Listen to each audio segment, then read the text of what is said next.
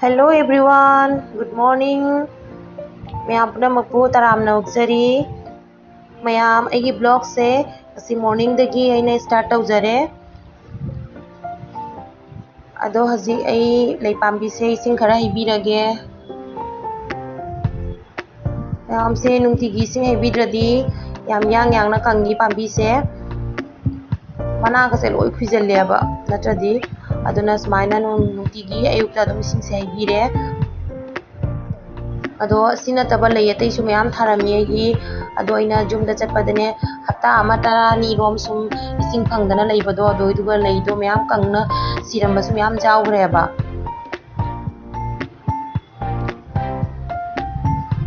अदो मयाम यंगो से एके वाफदिगोम से उरबसे क्याम पीनो यंगो असे चावबे याद्रे सिदगी याम फना कुइरबा वाफदिगोमनी सुचाव चावबे यादेबो अंगपनी इसिंग सु नुंतिगी हाइबी दुगैदी सिगम सु लैरे असि सुनी मैम अद सिनबु खरा चावरेने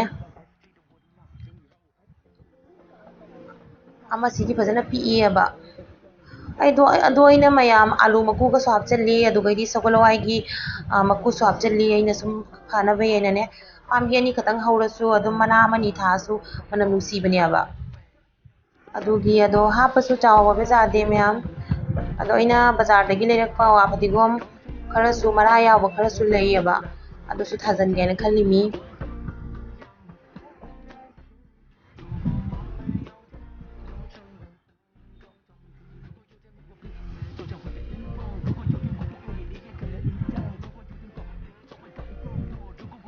सिगा लैरे मैम अइना बाजारदगी लेरकपा वाफदिगोम दो अदो सिदी मरा से फजना जावरी असेदे थाजनगे मना अली अली बसिंगसे लौथोखरगे अदुगा अनौ बसिंगसे तौरगने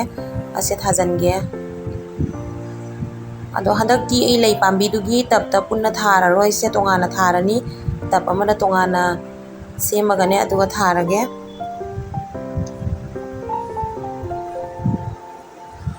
मैम हुजिक से मॉर्निंग की हुजिक ब्रेकफास्ट की अतातन ओइना तौरनी अदो अतातन से आई तक हौगले अनि का खाना तए अतै सिजु तअगा हौरगे अदो सिगा लैरे मैम मॉर्निंग की एगी चा हाइदी ब्रेकफास्ट सिगा लैरे अतातन गा चा गा ओइना तौरे इचा नुपादी चा बलोइने स्कूल चखरे मैम चाक थोंगुरसिको चाक थोंबसे ma'am ngasidi haina ga nga macha ga oina thungage asu ma'am दा मते मते ga dum share tawjarake ma'am से नहान पुरक हाइना दुनिया बजुमदगी अदो सिगा nga macha ga तौरगा थोंगगे मैम खांग थांगले जी थाव हैरे दुगा सिगा nga macha do सिगा लैरे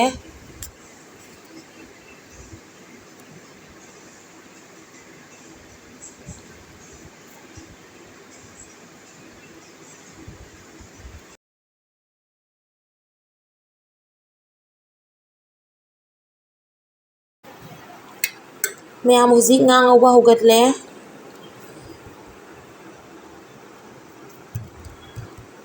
दुगा nga दो ngौबा लोरगा आइना सुम मेथी पासपुरन खरा हापगा अदुगा मसला हापगा हाइना थादरे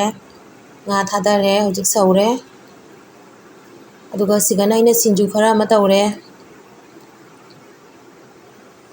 तोनिगोक लेखमान लोइपुना मा हापे सिगा लैरे मैम सिंजु nga macha thongba